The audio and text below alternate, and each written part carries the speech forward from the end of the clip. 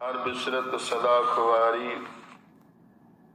जाको धोखा कहाँ व्यापै, जाको ओट तुहारी। धन धन पंचम पातशाह गुरु अर्जन देव जी महाराज अज दे इलाही फरमान दे विच टोडी राग दे विच पन्ना 711 अंग दे उपर उस वाहिगुरु परमेश्वर दे बारे सानू समझा रहे हैं, सानू दस रहे हैं। टोडी महला पंजवा। हर बिसरत सदा खुआरी, ताको धोखा कहाँ व्यापै, जाको ओट तुहारी। सतगुरु कहते ने, सही समझाते ने कि हे बंदे, जदों तो परमात्मा नूं विसार देना है, परमात्मा तेरे तो रसना तो विसर जाता है, ते तू संसार के पदार्थों दे विच खज्जल हो के उन्हां दे मोह दे विच पै के तू भटकदा रहना है, खज्जल खुआर होंदा है। तेरी कोई बात नहीं पुछदा, तेरी कोई सहायता भी नहीं करता। पर जिहड़े जीव परमात्मा वाहिगुरु अकाल पुरख के नाम के नाल जुड़ जाते हैं, उन्होंने कभी भी उन्होंने नाल कोई धोखा नहीं होंदा, कभी उन्होंने नाल कोई माड़ा कर्म नहीं होंदा, क्योंकि उन्होंने ओट उस वाहिगुरु अकाल पुरख की लई होंदी है। उस मालिक वाहिगुरु परमेश्वर के नाम के नाल जुड़े होंदे हन। अज दी विचार श्रोमणी भगत रविदास जी की है। कल आप जी ने भगत नामदेव जी की, भगत त्रिलोचन जी की विचार सुनी सी कि किस तरह परमात्मा ने 72 वार भगत नामदेव जी को दर्शन दिते सन। भगत रविदास जी भी जन्म छोटी जात में जरूर लिया, पर मन के अंदर परमात्मा का प्रवेश है। भगत रविदास जी सानू समझाते हैं, धनासरी भगत रविदास जी की एक ओंकार सतगुरु प्रसाद। वाहिगुरु अकाल पुरख एक है, वो गुरु की कृपा द्वारा पाया जा सकता है, क्योंकि परमेश्वर एक है, उसके नाम अनेका ने। जिस तरह सूरज एक है, उसकी किरणा अनेक निकलदियां ने। सारे संसार के उपर जो सूरज चढ़ता है, वो प्रकाश बख्शिश करता है, चानण देता है। जिस चानण के सहारे असीं तुरे फिरते हाँ। ते वाहिगुरु परमेश्वर का नाम ही एक प्रकाश है, जिन्हां दे घरों भी हिरदे विच प्रवेश करता है। इहदियां किरणां पैंदियां ने परमात्मा के नाम दियां। वो जीव अंदरों हरिया भरिया रहिंदा, खिड़िया रहिंदा है। हुण इत्थे भगत रविदास जी सानू समझाउंदे हन, हम सर दीन दयाल न तुम सर। हे मेरे माधो भी अकाल पुरख वाहिगुरु नूं कहा गया, मेरे वर्गा कोई निमाना नहीं, तेरे वर्गा कोई दयावान नहीं। हुण जिहड़ा जीव परमात्मा के नाम के नाल जुड़िया है, वो तो उही वाहिगुरु अकाल पुरख दे के ही बयान करेगा। निमाणा बन के मन अर्पण करके गुरु के हवाले जीवन करके गुरु दे के ही अरदास बेनती करेगा, सतगुरु जी कृपा करियो, मैं एक निमाणा जिहा दास बन के आया, तुहाडी शरण दे विच आया, ते रहमत बख्शिश करियो, सदा ही अपने नाम की दात बख्शिश करियो। ते वाहिगुरु आप कृपा करदा। हुण भगत रविदास जी नीवी जात विच रह के भी उन्होंने परमात्मा का सिमरन भगती नहीं छड्डी। ते साध संगत लोग जिहड़े ने उन्होंने नीवी जात का समय जिहड़े उच्चे लोग सन, जिस तरह पंडित विद्वान जिन्हों के कोल गीता का ज्ञान सी, जिन्होंने बड़ा अहंकार सी कि साडे कोल ज्ञान है, साडे कोल एक प्रकाश है, सानू लोग मत्थे टेकदे ने, साडे पैरों ते सीस नूं झुकाउंदे ने, असीं पता नहीं किड्डे कुच्चे आ। नीचे ऊंच करे मेरा गोबिंद। सतगुरु अकाल पुरख नीवियां नूं उच्चे चुक दिंदा है ते उच्चियां नूं नीवें कर दिंदा है, क्योंकि उहदे विच ताकत है, उहदे विच इन्नी समर्था है। ਉਹ ਨਿਮਾਣੇ ਨੂੰ ਆਪਣੇ ਦਰ ਤੇ ਨਿਮਾਣ ਦਿਵਾ ਦਿੰਦਾ ਹੈ, ਸੰਸਾਰ ਵਿੱਚ ਉਹਦੀ ਜੈ ਜੈਕਾਰ ਕਰਵਾ ਦਿੰਦਾ ਹੈ, ਕਿਉਂਕਿ ਉਹਦੇ ਵਿੱਚ ਤਾਕਤ ਹੈ, ਉਹਦੇ ਵਿੱਚ ਸਮਰੱਥਾ ਹੈ, ਉਹ ਕਰ ਸਕਦਾ ਹੈ। ਬੰਦਾ ਨਹੀਂ ਕਰ ਸਕਦਾ, ਬੰਦਾ ਤੇ ਉਹਦੇ ਨਾਲ ਅੜਵ ਨਹੀਂ ਸਕਦਾ, ਭਾਵੇਂ ਜਿੰਨਾ ਮਰਜ਼ੀ ਗੁੱਸੇ ਹੋਇਆ ਰਵੇ, ਉਹਦੇ ਨਾਲ ਵਿਰੋਧ ਕਰੀ ਜਾਵੇ, ਹਾਰ ਕੇ ਥੱਕ ਹਾਰ ਕੇ ਫਿਰ ਇਹ ਬੰਦਾ ਢਹਿ ਕੇ ਫਿਰ ਪ੍ਰਮਾਤਮਾ ਦੇ ਚਰਨਾਂ ਵਿੱਚ ਆਉਂਦਾ ਹੈ। ਪਰ ਭਗਤ ਰਵਿਦਾਸ ਜੀ ਦਾ ਕੀ ਕਿਰਤ ਸੀ, ਉਹਨਾਂ ਨੇ ਜੋੜੇ ਗੰਢਣੇ, ਜੋੜੇ ਗੰਢਦੇ ਸਨ ਭਗਤ ਰਵਿਦਾਸ ਜੀ। ਔਰ ਜਿਹੜੇ ਪੰਡਤ ਸਨ ਬੜੀ ਈਰਖਾ ਕਰਦੇ ਸਨ, ਕਹਿੰਦੇ ਨੇ ਲੋਕ ਇਹਨਾਂ ਦੇ ਕੋਲ ਬੈਠਦੇ ਕਿਉਂ ਨੇ, ਲੋਕ ਇਹਨਾਂ ਦੇ ਵਿਚਾਰਾ ਕਿਉਂ ਸੁਣਦੇ ਨੇ। ਹੁਣ ਪੰਡਤ ਵਿਦਵਾਨਾਂ ਨੂੰ ਇਹ ਸੀ ਕਿ ਇਹ ਤੇ ਇੱਕ ਨੀਵੀਂ ਜਾਤ ਦਾ ਭਗਤ ਹੈ, ਇਹ ਲੋਕ ਇਹਦੇ ਨਾਲ ਮਿਲਦੇ ਕਿਉਂ ਨੇ, ਇਹਦੀਆਂ ਵਿਚਾਰਾਂ ਕਿਉਂ ਸੁਣਦੇ ਨੇ, ਸਾਡੇ ਕੋਲ ਤੇ ਕੋਈ ਆਉਂਦਾ ਹੀ ਨਹੀਂ। ਹੁਣ ਪੰਡਤ ਜਿਹੜੇ ਵਿਦਵਾਨ ਸਨ, ਦੁਨੀਆ ਨੂੰ ਭਰਮਾ ਕੇ ਆਪਣੇ ਵਹਿਮਾਂ ਭਰਮਾਂ ਦੇ ਵਿੱਚ ਪਾ ਕੇ ਰੱਖਿਆ ਸੀ। ਹੁਣ ਸਾਧ ਸੰਗਤ ਤੇ ਇੱਕ ਵਿਚਾਰ ਕਰਨੀ ਹੈ, ਜਿਹਨੂੰ ਆਪਾਂ ਕਰਵਾ ਚੌਥ ਵਰਤ ਕਹਿੰਦੇ ਹਾਂ। ਹੁਣ ਇੱਥੇ ਇੱਕ ਵਿਚਾਰ ਇਹ ਹੈ ਕਿ ਇਸਤਰੀ ਆਪਣੇ ਪਤੀ ਦੀ ਲੰਮੀ ਉਮਰ ਵਾਸਤੇ ਵਰਤ ਰੱਖਦੀ ਹੈ। ਮਾਫ ਕਰਿਓ, ਮੈਂ ਕਿਸੇ ਦੇ ਬਾਰੇ ਗਲਤ ਨਹੀਂ ਕਹਿ ਰਿਹਾ, ਜੋ ਸਤਿਗੁਰੂ ਨੇ ਵਿਚਾਰ ਦੱਸੀ ਹੈ ਨਾ ਉਹੀ ਹੈ। ਬੰਦੇ ਨੂੰ ਇਸਤਰੀ ਦੀ ਲੋੜ ਹੈ, ਇਸਤਰੀ ਨੂੰ ਪਤੀ ਦੀ ਲੋੜ ਹੈ। ਹੁਣ ਇਸਤਰੀ ਪਤੀ ਦੇ ਵਾਸਤੇ ਲੰਮੀ ਉਮਰ ਰੱਖਦੀ ਹੈ, ਉਮਰ ਵਾਸਤੇ ਵਰਤ ਰੱਖਦੀ ਹੈ, ਪਰ ਪਤੀ ਕਿਉਂ ਨਹੀਂ ਰੱਖਦਾ? ਪਤੀ ਨੂੰ ਵੀ ਤਾਂ ਪਤਾ ਹੀ ਇਸਤਰੀ ਦੀ ਲੋੜ ਹੈ। ਫਿਰ ਪਤੀ ਵਰਤ ਕਿਉਂ ਨਹੀਂ ਰੱਖਦਾ? ਭੈਣ ਵਾਸਤੇ ਭਰਾ ਵਰਤ ਕਿਉਂ ਨਹੀਂ ਰੱਖਦਾ? ਕਿਉਂਕਿ ਭੈਣ ਦੀ ਲੋੜ ਭਰਾ ਨੂੰ ਵੀ ਹੁੰਦੀ ਹੈ। ਪਰ ਇੱਥੇ ਸਤਿਗੁਰੂ ਜੀ ਨੇ, ਇਹ ਭਗਤਾਂ ਨੇ ਸਾਨੂੰ ਸਮਝਾਉਣਾ ਕੀਤਾ। ਇਹ ਪੰਡਤਾਂ ਨੇ ਵਹਿਮ ਭਰਮ ਪਾ ਕੇ ਰੱਖੇ। ਹਿੰਦੂ ਪੁਰਾਤਨ ਸਮਿਆਂ ਦੇ ਪਿਛਲੇ ਸਮਿਆਂ ਦੇ ਵਿੱਚ ਦੁਨੀਆ ਨੂੰ ਵਹਿਮਾਂ ਭਰਮਾਂ ਵਿੱਚ ਪਾ ਕੇ ਰੱਖਿਆ ਸੀ ਕਿ ਤੂੰ ਜੇ ਪਤੀ ਦੀ ਲੰਮੀ ਉਮਰ ਚਾਹੁੰਦੀ ਹੈ ਨਾ, ਤੇ ਤੂੰ ਵਰਤ ਰੱਖਿਆ ਕਰ। ਵਰਤ ਦੇ ਨਾਲ ਤੇਰੇ ਪਤੀ ਦੀ ਲੰਮੀ ਉਮਰ ਹੋਵੇਗੀ, ਆਪਣੀ ਭਾਵੇਂ ਘਟ ਜਾਵੇ, ਪਤੀ ਦੀ ਲੰਮੀ ਉਮਰ ਜ਼ਰੂਰ ਕਰਨੀ ਹੈ। ਪਰ ਜੇ ਅਸੀਂ ਗੁਰੂ ਦੇ ਨਾਲ ਜੁੜੇ ਰਹੀਏ, ਪ੍ਰਮਾਤਮਾ ਦੇ ਨਾਲ ਜੁੜੇ ਰਹੀਏ, ਇਹਨਾਂ ਵਹਿਮਾਂ ਭਰਮਾਂ ਤੋਂ ਨਿਕਲ ਜਾਈਏ। ਹੁਣ ਪਤੀ ਨੂੰ ਪਤਨੀ ਦੀ ਲੋੜ ਹੈ ਤੇ ਪਤੀ ਨੂੰ ਪਤਨੀ ਦੀ ਹੈ। ਹੁਣ ਪਤੀ ਕਿਉਂ ਨਹੀਂ ਰੱਖਦਾ ਵਰਤ? ਲੋੜ ਤੇ ਉਹਨੂੰ ਵੀ ਉਨੀ ਹੈ, ਕਿਉਂਕਿ ਪਤੀ ਦੀ ਤੋਂ ਬਗੈਰ ਘਰ ਨਹੀਂ ਚੱਲਦਾ। ਹੁਣ ਪਤਨੀ ਵੀ ਪਤੀ ਦੀ ਲੰਮੀ ਉਮਰ ਵਾਸਤੇ ਵਰਤ ਰੱਖਦੀ ਹੈ। ਪਤੀ ਕਿਉਂ ਨਹੀਂ ਜਾ ਕੇ ਗੁਰੂ ਨਾਨਕ ਦੇ ਦਰ ਤੇ ਜਾ ਕੇ ਮੇਰੀ ਘਰ ਵਾਲੀ ਦੀ ਲੰਮੀ ਉਮਰ ਹੋਵੇ, ਉਹ ਕਿਉਂ ਨਹੀਂ ਆਖਦਾ? ਭੈਣ ਨੂੰ ਭਰਾ ਦੀ ਲੋੜ ਹੈ, ਭੈਣ ਭਰਾ ਵਾਸਤੇ ਲੱਕੜੀ ਬੰਨ੍ਹਦੀ ਹੈ ਮੇਰੀ ਰੱਖਿਆ ਕਰਨ ਵਾਸਤੇ। ਹੁਣ ਭਰਾ ਕਿਉਂ ਨਹੀਂ ਆਪਣੀ ਭੈਣ ਦੀ ਲੰਮੀ ਉਮਰ ਵਾਸਤੇ ਪ੍ਰਮਾਤਮਾ ਦੇ ਦਰ ਤੇ ਜਾ ਕੇ ਅਰਦਾਸ ਬੇਨਤੀ ਕਰਦਾ? ਕਿਉਂ ਨਹੀਂ ਕਹਿੰਦਾ ਪ੍ਰਮਾਤਮਾ ਮੇਰੀ ਭੈਣ ਦੀ ਲੰਮੀ ਉਮਰ ਹੋਵੇ? ਉਹ ਕਿਉਂ ਨਹੀਂ ਵਰਤ ਰੱਖਦਾ? ਇਹ ਵਹਿਮ ਭਰਮ ਨੇ। ਭਗਤਾਂ ਨੇ ਸਾਨੂੰ ਇਹ ਸਮਝਾਉਣਾ ਕੀਤਾ, ਅੰਨ ਛੋੜ ਜੋ ਕਰੇ ਪਖੰਡ। ਸਾਰੀ ਦਿਹਾੜੀ ਅਸੀਂ ਅੰਨ ਵਾਸਤੇ ਦੌੜਦੇ ਹਾਂ ਨਾ, ਰੋਟੀ ਵਾਸਤੇ ਭੱਜਦੇ ਫਿਰਦੇ ਹਾਂ, ਬੜਾ ਯਤਨ ਕਰਦੇ ਹਾਂ, ਬੜੀ ਮਿਹਨਤ ਕਰਦੇ ਹਾਂ, ਬੜੀ ਮੁਸ਼ੱਕਤ ਕਰਦੇ ਹਾਂ। ਫਿਰ ਕਿਤੇ ਜਾ ਕੇ ਇੱਕ ਮਿਹਨਤ ਕਰਨ ਵਾਲਾ ਸਾਰੀ ਦਿਹਾੜੀ ਆਪਣੀ ਮਿਹਨਤ ਕਰਦਾ ਹੈ, ਮਿਹਨਤ ਕਰਕੇ ਸ਼ਾਮ ਨੂੰ ਫਿਰ ਜਾ ਕੇ ਰੋਟੀ ਨਸੀਬ ਹੁੰਦੀ ਹੈ, ਫਿਰ ਮੁੱਖ ਵਿੱਚੋਂ ਬੁਰਕੀ ਪੈਂਦੀ ਹੈ। ਤੇ ਸਾਧ ਸੰਗਤ ਸਾਰੀ ਦਿਹਾੜੀ ਤੋਂ ਅੰਨ ਵਾਸਤੇ ਹੀ ਕਰਦੇ। ਅਸੀਂ ਉਹਨੂੰ ਅੰਨ ਨੂੰ ਛੱਡ ਕੇ ਸਾਰੀ ਦਿਹਾੜੀ ਆਤਮਾ ਨੂੰ ਦੁੱਖ ਦੇ ਕੇ ਭੁੱਖੇ ਰਹਿ ਕੇ ਤੇ ਫਿਰ ਜਾ ਕੇ ਹੀ ਪ੍ਰਸ਼ਾਦਾ ਸ਼ਾਮ ਨੂੰ, ਉਦੋਂ ਚੰਦਰਮੇ ਦਾ ਇੰਤਜ਼ਾਰ ਕਰਦੇ ਹਾਂ। ਕਿਹੜੇ ਚੰਦਰਮੇ ਦਾ? ਜਿਹਨੂੰ ਦਾਗ ਲੱਗਾ ਹੋਇਆ, ਜਿਹਨੂੰ ਲੋਕ ਕਹਿੰਦੇ ਨੇ ਇਹਦੇ ਵਿੱਚ ਗੁਰੂ ਨਾਨਕ ਦੀ ਸ਼ਕਲ ਦਿਖਦੀ ਹੈ। ਉਹ ਸ਼ਕਲ ਨਹੀਂ ਦਿਖਦੀ, ਉਹਨੂੰ ਇੱਕ ਸ਼ਰਾਪ ਮਿਲਿਆ ਹੋਇਆ ਹੈ, ਉਹਨੂੰ ਗੌਤਮ ਰਿਸ਼ੀ ਦਾ ਉਹ ਪੱਲਾ ਵੱਜਿਆ ਹੋਇਆ ਹੈ ਮਾੜੇ ਕਰਮ ਕਰਕੇ। ਕਿਤੇ ਇਤਿਹਾਸ ਪੜ੍ਹ ਕੇ ਵੇਖੋ ਗੌਤਮ ਰਿਸ਼ੀ ਦਾ, ਹੱਲਿਆ ਇਸਤਰੀ ਦਾ। ਇੰਦਰ ਨੇ ਸਹਾਰਾ ਲਿਆ ਸੀ, ਚੰਦਰਮੇ ਨੂੰ ਕਹਿ ਕੇ ਕਹਿੰਦਾ ਤੂੰ ਕੁੱਕੜ ਬਣ।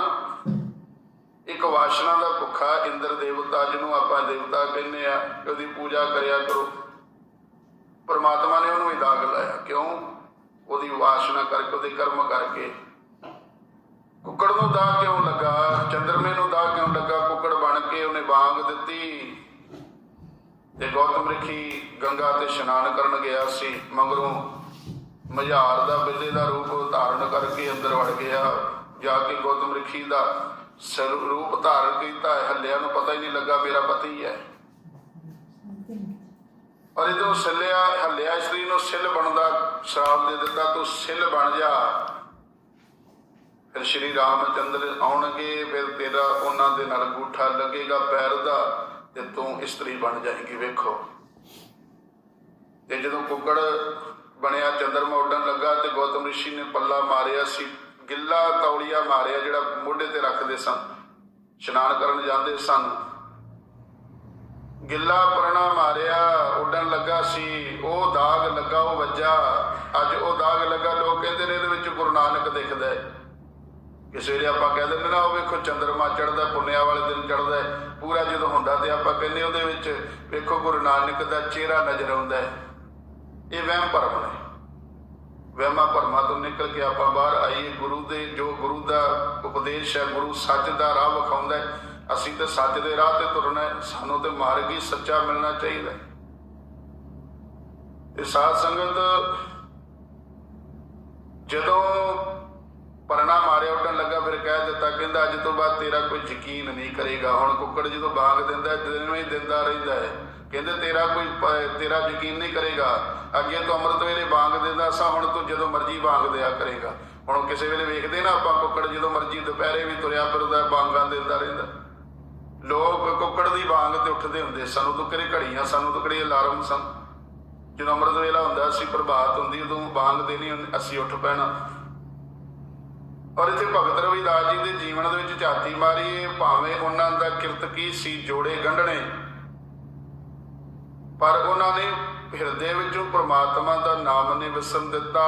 हे मेरे माधो, मेरे वर्गा निवाणा कोई नहीं, तेरे वर्गा दयावान कोई नहीं। हुण जे ही धारणा गुरसिख कर लवे, मन दे विचार रख लवे कि वाहिगुरू तेरे तो वड्डा कोई दयावान है ही कोई नहीं, मैं तो एक निमाणा जिहा सेवादार हाँ, तेरे दर ते आउणा है, तेरे दर ते आके सीस नूं झुकाउणा है, हाथ जोड़ के तेरे अगे खलो जाना। तू कृपा दृष्टि करनी है, तो रहमत करनी, तो बख्शिश करनी है। तेरे तो बगैर मेरा होर कोई सहारा नहीं गा, ते वाकया उस तो बगैर होर कोई सहारा है भी नहीं। बचनी तोर मोर मन मानै, जन को पूरन दीजे हे सोहणे राम। मैनू दास नू यह पूर्ण सिदक बख्शिश कर कि वाहिगुरू मेरा मन तेरी सिफत सलाह दियां गल्लां विच जुड़ जाए। हुण वेखो आपां एक दुनियावी गल्लां ने जिहदे नाल कुछ लाभ नहीं मिलता, एक परमात्मा दे नाम दी विचार है जिहदे नाल सानू बड़ा लाभ मिलदा है। शरीरकां दे दुख खत्म हो जांदे ने, परमात्मा दी कृपा हुंदी है, शरीरां नूं जिहड़े दुख लगे ने खत्म हो गए, आत्मक आनंद मिल गया, खुशी मिल गई, परमात्मा ने कृपा की। हुण भगत रविदास जी जोड़े गंढ रहे सन। एक पंडित आया, बड़ा विद्वान, अपने आप को अखवाउंदा सी कि मैं बड़ा विद्वान, मैं बड़ा उच्चा। लोग मत्थे टेकदे पैरां दे उपर, सीस नूं झुकाउंदे ने, मत्थे टेकदे ने, रब बन गया। पर परमात्मा जिहड़ा वो बेअंत है, वो मन नूं नीवां कर दिंदा है। भावें मन उच्चा जिन्ना मर्जी बन जाए कि हे मना तू नीवां ही रह, तू परमात्मा की शरण विच ही रह, तू उच्चा ना बन, क्योंकि परमात्मा हर जीओ हंकार ना पावे। परमात्मा नूं हंकार नहीं पाउंदा। हुण आके पंडित ने जोड़ा लाया अपना, भुआ के भगत रविदास जी के अगे सुट दिता कि किते हाथ ना नहीं फड़ाया, कि किते इहदा हाथ मेरे हाथ नाल लग गया तो मेरा धर्म भ्रिष्ट हो जाएगा। मैं एक विद्वान, मैं आ गई, मैं विद्वान, एक नीवी जात का। लोग इहदे कोल बैठे रहिंदे ने, बैठते वो सन जिन्होंने भगत रविदास जी दीयां विचारां बड़ियां चंगियां लगदियां सन, क्योंकि वो परमात्मा दीयां विचारां दसदे सन, परमात्मा दे नाम दे नाल जुड़दे सन। जोड़ा भुआ के मारिया, कहने लगे भगत जी आ जोड़ा गंढ दिओ। भगत रविदास जी ने बड़े प्यार सत्कार दे नाल जोड़ा गंढिया ते रख दिता। कहने लगे लो पंडित जी जोड़ा लै लो, तुहाडा गंढिया गया है।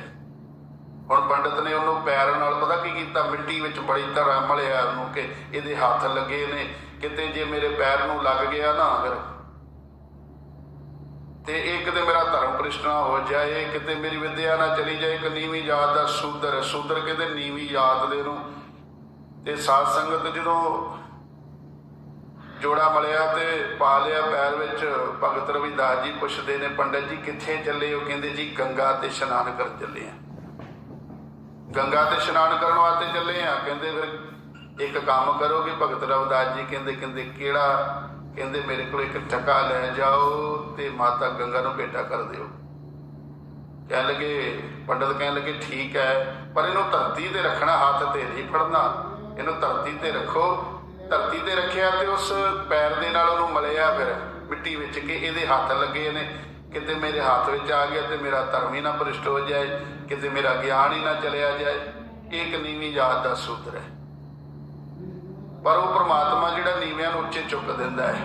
क्यों चुकदा? क्योंकि जिन्हां दे मनां विच आसरा वाहिगुरू दा है, जिन्हां दे मनां विच परमेश्वर दा नाम है, उन्हां नूं वाहिगुरू उच्चा कर दिंदा, उन्हां दी जय जयकार उन्हां नूं राज गरीब तों राजे बना दिंदा है। ते साध संगत जदों पैर नाल मलिया, चुक लिया, चुक के तुर लगा ते भगत रविदास जी कहन लगे पंडित जी जदों गंगा दे किनारे जाओगे ना, उत्थे जाके तुसीं आवाज़ देनी है, हे माँ गंगा तेरे भगत रविदास ने भेंटा भेजी है, लै ला। हुण पंडित ने गल ते सुन लई ते मन विच तुरिया जांदा, विचारा करदा, कहंदा सानूं इन्ने चिर गंगा ते हो गए, इशनान करदे आ, साडी इन्नी आवाज़ सुन के गंगा नहीं आई।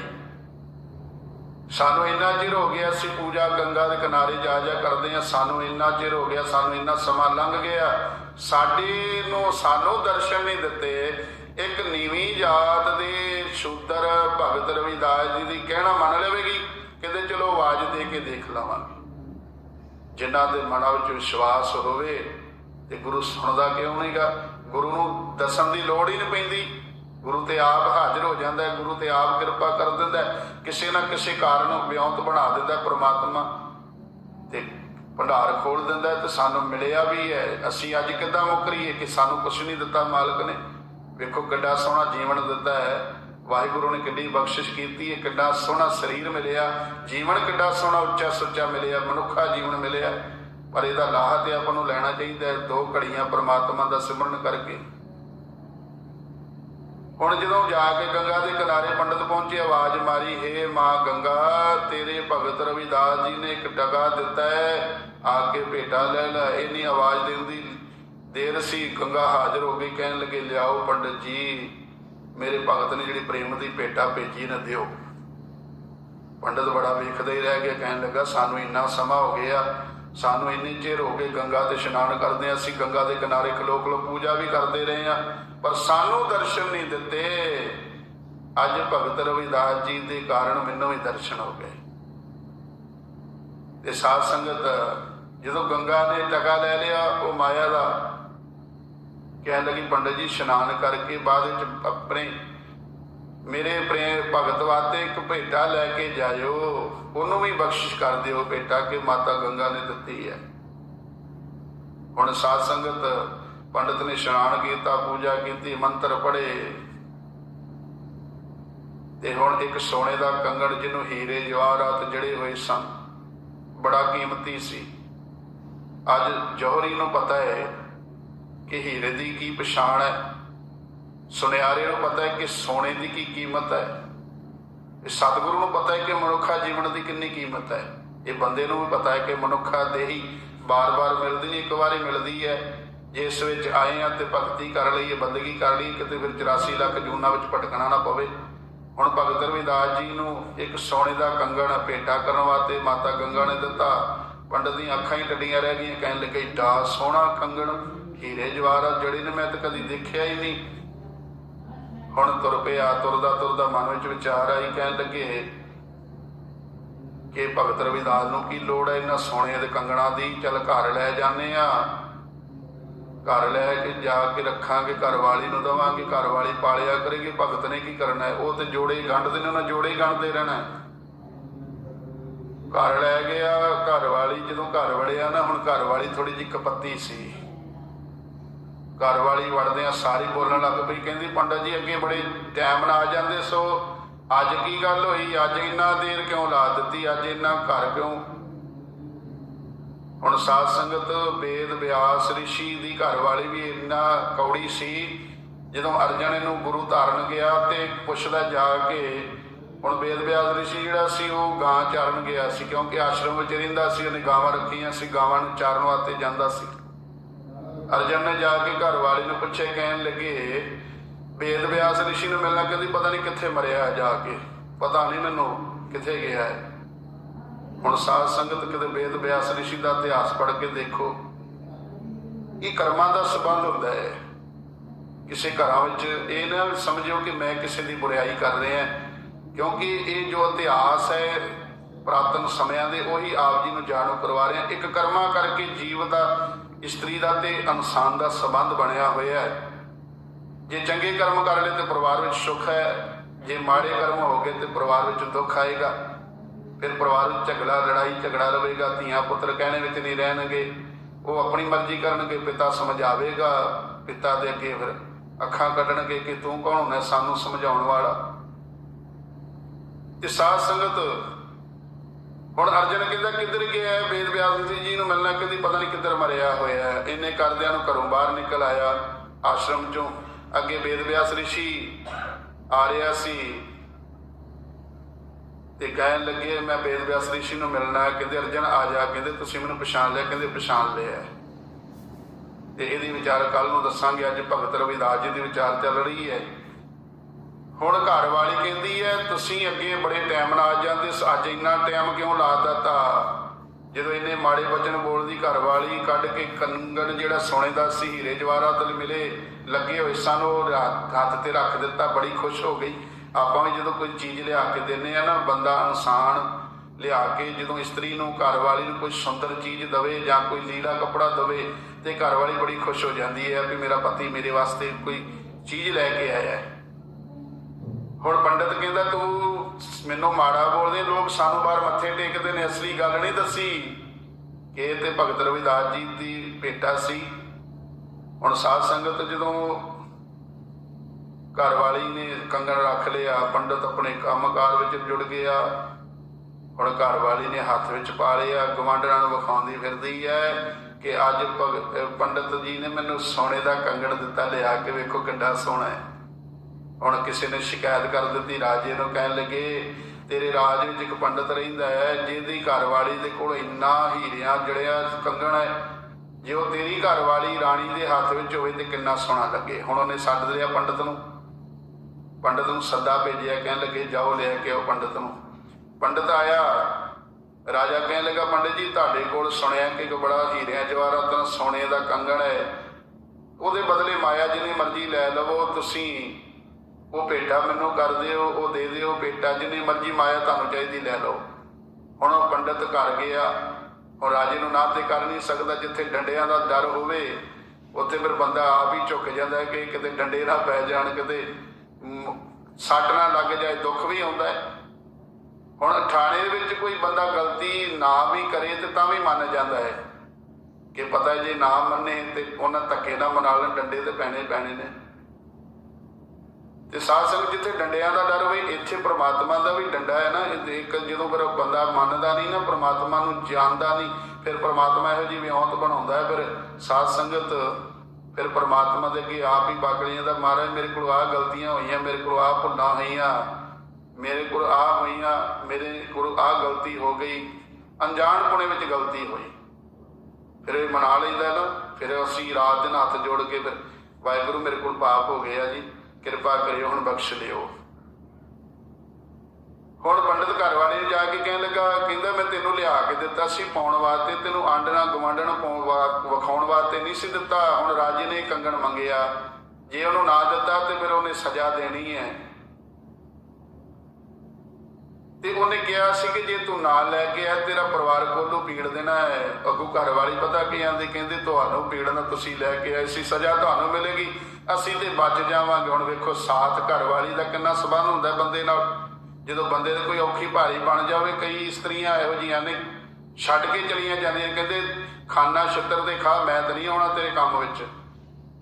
ਹੁਣ ਸਾਧ ਸੰਗਤ ਮਾਫ ਕਰਿਓ, ਮੈਂ ਕਿਸੇ ਭੈਣ ਵਾਸਤੇ ਮਾੜਾ ਨਹੀਂ ਕਹਿ ਰਿਹਾ, ਕਿਉਂਕਿ ਇਹ ਜੀਵਨ ਦੇ ਸਿਧਾਂਤ ਪ੍ਰਮਾਤਮਾ ਨੇ ਦੱਸੇ ਨੇ। ਸੁਖ ਮੈਂ ਆਣ ਬਹੁਤ ਮਿਲ ਬੈਠਤ, ਇਹ ਧੰਨ ਗੁਰੂ ਨੌਵੇਂ ਪਾਤਸ਼ਾਹ ਨੇ ਵੀ ਕਿਹਾ ਹੈ, ਘਰ ਕੀ ਨਾਰ ਬਹੁਤ ਹਿਤ ਜਾਸਿਓ ਸਦਾ ਰਹਿਤ ਸੰਗ ਲਾਗੀ, ਜਬ ਹੀ ਹੰਸ ਤਜੀਏ ਕਾਇਆ ਪ੍ਰੇਤ ਪ੍ਰੇਤ ਕਰ ਭਾਗੀ, ਜੀਦਿਆਂ ਜੀ ਸੰਬੰਧ ਹੈ ਇਸਤਰੀ ਦਾ ਬੰਦੇ ਦੇ ਨਾਲ। ਜਦੋਂ ਬੰਦਾ ਸਰੀਰ ਛੱਡ ਦਿੰਦਾ ਹੈ, ਆਤਮਾ ਨਿਕਲ ਜਾਂਦੀ, ਫਿਰ ਉਹੀ ਘਰ ਵਾਲੀ ਕਹਿੰਦੀ ਛੇਤੀ ਕਰੋ, ਇਹਨੂੰ ਇਸ਼ਨਾਨ ਕਰਵਾਓ, ਦਵਾ ਦਵ ਕਰੋ, ਕੱਪੜੇ ਪਵਾਓ, ਇਹਨੂੰ ਫੱਟੇ ਤੇ ਰੱਖੋ ਤੇ ਲੈ ਕੇ ਸ਼ਮਸ਼ਾਨ ਘਾਟ ਲੈ ਜਾਓ, ਇਹਨੂੰ ਛੇਤੀ ਅੱਗ ਲਾ ਦਿਓ, ਕਿਤੇ ਭੂਤ ਨਾ ਬਣ ਜਾਵੇ, ਕਿਤੇ ਘਰ ਵਾਲੇ ਨਾ, ਘਰਦਿਆਂ ਨੂੰ ਨਾ ਸਤਾਵੇ। ਇਹੀ ਡਰ ਹੁੰਦਾ ਨਾ। ਹੁਣ ਵੇਖੋ ਕਾਢੋ ਹੋਈ, ਜਦੋਂ ਰਿਸ਼ਤੇਦਾਰ ਆ ਜਾਂਦੇ ਕਹਿੰਦੇ ਛੇਤੀ ਕਰੋ, ਦਵਾ ਦਵ ਨਵਾਓ, ਸਮਾਂ ਵੀ ਨਹੀਂ, ਡਿੱਗਿਆ ਵੀ ਨਹੀਂ ਜਾਂਦਾ ਕਿਸੇ ਨੂੰ। ਕਹਿੰਦੇ ਜੇ ਕੋਈ ਲੇਟ ਹੋ ਗਿਆ ਕੋਈ ਨਹੀਂ, ਸ਼ਮਸ਼ਾਨ ਘਾਟ ਵਿੱਚ ਜਾ ਕੇ ਮੂੰਹ ਵੇਖ ਲੈਣਗੇ, ਚਲੋ ਛੇਤੀ ਕਰੋ, ਦਵਾ ਦਵ ਚੱਕੋ। ਫਿਰ ਇਹਨੂੰ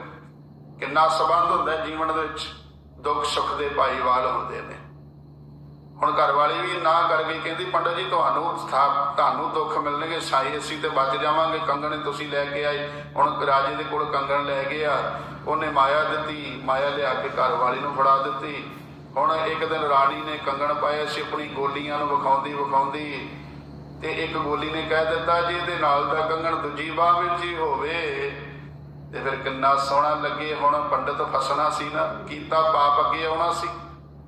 ਭੇਟਾ ਤੇ ਭਗਤ ਰਵਿਦਾਸ ਜੀ ਦੀ ਸੀ, ਪਰ ਹੁਣ ਪੰਡਤ ਫਸ ਗਿਆ।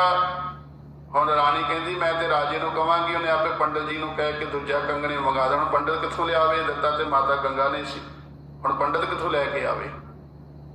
ਤੇ ਸਾਧ ਸੰਗਤ ਰਾਣੀ ਜਾ ਕੇ ਰਾਜੇ ਨੂੰ ਕਹਿੰਦੀ ਮੈਂ ਬਚਦੀ ਤਾਂ ਆ ਜੇ ਮੈਨੂੰ ਇਹਦੇ ਨਾਲ ਦਾ ਕੰਗਣ ਲਿਆ ਕੇ ਦਵੇਂ ਤੂੰ ਦੂਜਾ।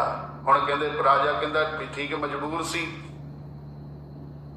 ਹੁਣ ਇਸਤਰੀ ਜਦੋਂ ਕਵੇ ਨਾ ਬੰਦੇ ਨੂੰ ਕਿ ਮੈਨੂੰ ਆਹ ਚੀਜ਼ ਚਾਹੀਦੀ ਹੈ, ਜੇ ਨਾ ਮਿਲੀ ਤੇ ਮੈਂ ਕਲੇਸ਼ ਪਾ ਲੈਣਾ ਘਰ ਵਿੱਚ। ਹੁਣ ਇਸਤਰੀ ਦੇ ਅੱਗੇ ਬੰਦਾ ਝੁਕੀ ਜਾਂਦਾ ਕਿ ਜੇ ਨਾ ਲਿਆ ਕੇ ਦਿੱਤਾ ਤੇ ਘਰ ਵਿੱਚ ਕਲੇਸ਼ ਪੈਣਾ। ਉਹ ਬੰਦਾ ਭਾਵੇਂ ਔਖਾ ਹੋਵੇ ਸੌਖਾ ਹੋਵੇ, ਉਹ ਕੋਈ ਨਾ ਕੋਈ ਚੀਜ਼ ਲਿਆ ਕੇ ਉਹ ਇਸਤਰੀ ਨੂੰ ਲਿਆ ਕੇ ਦੇ ਦਿੰਦਾ ਹੈ।